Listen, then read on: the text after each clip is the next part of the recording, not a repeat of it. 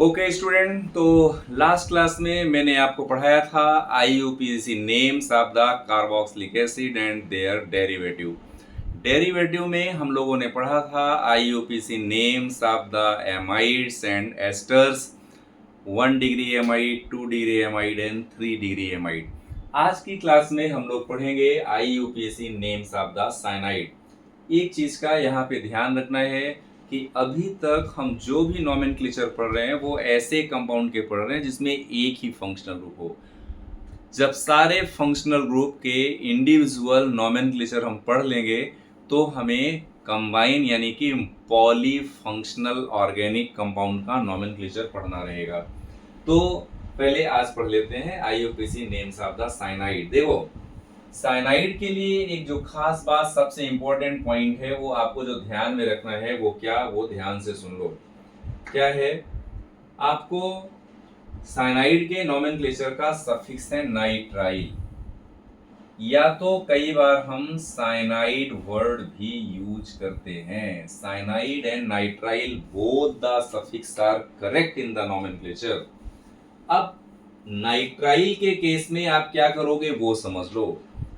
अगर आपने nitrile suffix use किया तो आपको साइनाइड के कार्बन को भी नंबरिंग में शामिल कर लेना है और लिख देना है इथेन नाइट्राइल। यहां पर जैसे देखो, आपने इस साइनाइड के कार्बन को भी शामिल कर लिया 1 2 3, इसलिए आपने लिखा प्रोपेन नाइट्राइल और आपने ई को ड्रॉप नहीं किया। ध्यान दो, यहाँ पर ई को ड्रॉप नहीं किया है आपने, एल्केन का ई आपने वैसा का वैसा यूज किया है। मैं देखो बार बार यहाँ पे एरो का साइन लगा रहा हूँ, क्यों नहीं किया है? क्योंकि इसका जो सफिक्स है ना वो एन से शुरू हो रहा है। हम ई को ड्रॉप कब करते थे? जब सफिक्स की स्पेलिंग शुरू होती थी AEIOU से, लेकिन यहाँ पे ऐसा है नहीं। लेकिन अगर मैं इसी को साइनाइड के फॉर्म में नोमेनक्लेचर करूंगा तब इसको मुझे नंबरिंग में शामिल नहीं करना है। तो अगर मैं इसका IUPAC नेम लिखता हूं तो मुझे क्या लिखना पड़ेगा? साइनोमीथेन लिखना पड़ेगा। क्या लिखना पड़ेगा? साइनोमीथेन। Is it clear? इसका भी हमको क्या लिखना पड़ेगा? अब इसको नहीं तो हम क्या लिखेंगे? इसको साइनो इथेन नोमेनक्लेचर हमको लिखना पड़ेगा। यानी कि जब आप नाइट्राइल सफिक्स यूज करते हैं तो आपको साइनाइड ग्रुप के कार्बन को भी नंबरिंग में शामिल कर लेना है। और अगर आप साइनो वर्ड यूज करते हैं, साइनाइड वर्ड यूज करते हैं, तब आपको फंक्शनल ग्रुप के कार्बन को शामिल नहीं करना है। इस चीज का ध्यान रखना है बस। अब इसमें कुछ और क्वेश्चंस की प्रैक्टिस कर लेते हैं। ये हो गया रूल। तो यहाँ पे ले लेते हैं स्ट्रक्चर, फिर इसका IUPAC नेम, देन इसका कॉमन नेम। ओके स्टूडेंट, तो इसमें दो चीजों का तो मैंने ऑलरेडी आपको एक्सप्लेन कर ही दिया है। कम कार्बन के हों तो कैसे करेंगे? 3 कार्बन से ले लेते हैं, 4 कार्बन से, सपोज 1 2 3 4 और यहाँ पे साइनाइड, तो 1 2 3 4। तो इसका नाम क्या हो जाएगा? Butane nitrile. ये इसका IUPAC नेम है। समझ में आया? कॉमन नेम में आप क्या लिखोगे? Propyl cyanide. इसका नोमेनक्लेचर आप लिख सकते हो प्रोपाइल साइनाइड। आप इसका ऐसा नोमेनक्लेचर कर सकते हो। मान लो आपने 5 कार्बन लिया, अगर आपने मान लो 5 कार्बन लिया, ऐसा नोमेनक्लेचर लिखा 1 2 3 4 5 और यहाँ पर आपने CN लगा दिया, तो क्या नेम होगा? 1 2 3 4 5 एंड 6। तो नेम क्या हो जाएगा इसका? हेक्सेन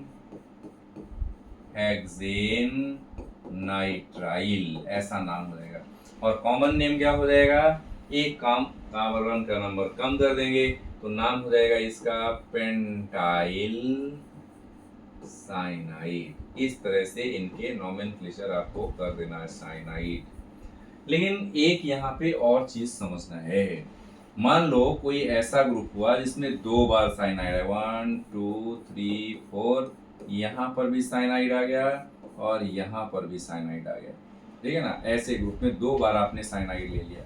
अब इस केस में क्या करोगे, तो आपको 1 2 3 4 5, तो आप क्या लिखोगे, पेंटेन और क्या 1,5 डाई नाइट्राइल, ऐसा आपको फंक्शनल ग्रुप यूज करना है।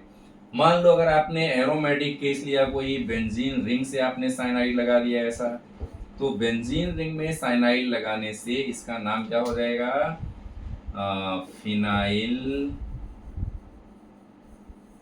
साइनाइड, ठीक है ना।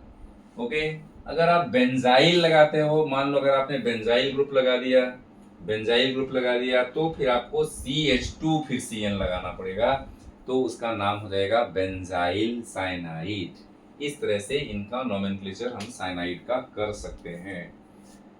अगला जो ग्रुप हमारे पास है वो है आइसोसाइनाइड। साइनाइड का एकदम अपोजिट जो ग्रुप का नाम है दैट इज आइसोसाइनाइड।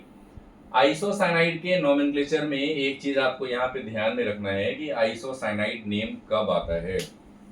देखो, इसके पहले आप लोगों ने जो फंक्शनल ग्रुप लिया उसमें आपने क्या किया था, CN लिया था, ऐसा C, फिर ऐसा N और यहाँ पर ऐसा ट्रिपल बॉन्ड। यहाँ पर आपने इसको उल्टा कर दिया है, आपने क्या कर दिया, यहाँ पर NC कर दिया, जिसमें 2 कोवेलेंट बॉन्ड है और 1 कोऑर्डिनेट बॉन्ड है, यानी कि आइसोसाइनाइड को आपने कैसा कर दिया, N और ये C डबल बॉन्ड और 1 कोऑर्डिनेट बॉन्ड और 1 बॉन्ड यहाँ पे फ्री हो गया।